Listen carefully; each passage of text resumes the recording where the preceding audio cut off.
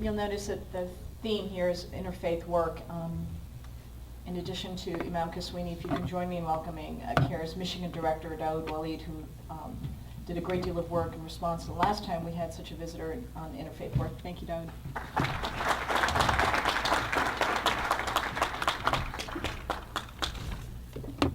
Peace be upon you. Assalamu alaikum. Bismillahir Rahmanir Rahim. I think that it's very interesting that today, as we're gathering, it is the 20th year anniversary of the uprisings in Los Angeles, in which people in Los Angeles, primarily blacks and Latinos, rose up after the acquittal of those police officers that brutally beat Rodney King. And I bring this up as kind of being somewhat ironic because from my perspective, we can't have a real conversation or a real critique about Islamophobia outside of the history of racism and racial tension in these United States of America. We simply cannot.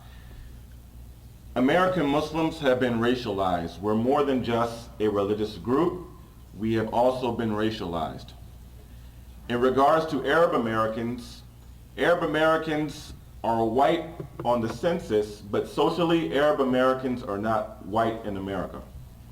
They're not white. You all are not white. And I think that as we discuss Islamophobia and as we do have some common challenges, that we can look back at history and the challenges of Catholics who were Irish and Italians, or our Jewish brethren, we have to see there's so much of a difference, and our challenge against Islamophobia is somewhat different because those communities were accepted into what is called whiteness in America, whereas American Muslims are predominantly a people of color who have been racialized.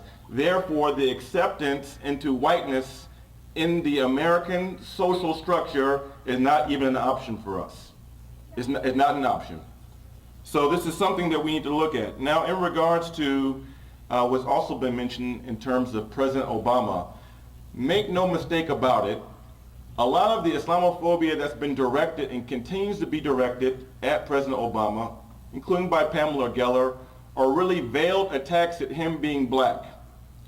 Because in the United States of America, there is still a major issue of racism against black people and African Americans.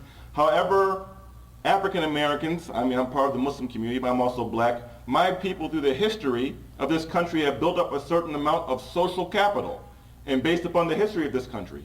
So people can't go out on talk radio, on Fox News, well, maybe they can on Fox News, but be blatantly anti-black. But they can launch attacks blatantly against Muslims and Islam, and there's a level of social acceptability about this. So when we see Pamela Geller, who's also one of the more outspoken people since the birther movement started, casting President Obama as an undercover Muslim, saying that perhaps his birth certificate was somehow altered, this is in fact not just a challenge against Islam, but is a veiled attack at him being black or the other, as what was mentioned earlier. I think that we have a very good opportunity right now as Arab Americans and American Muslims that we can be a part of a productive conversation in our country regarding the issues of race and racial tension.